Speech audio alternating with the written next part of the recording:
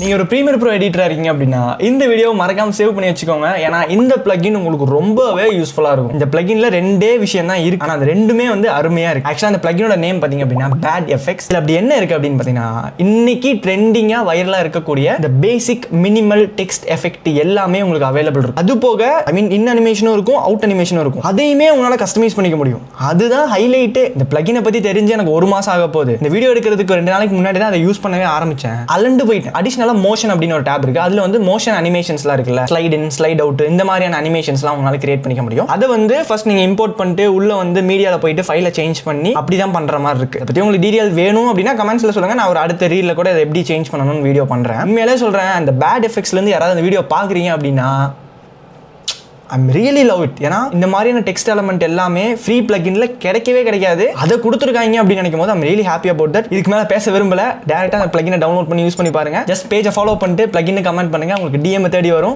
Thanks for watching this video.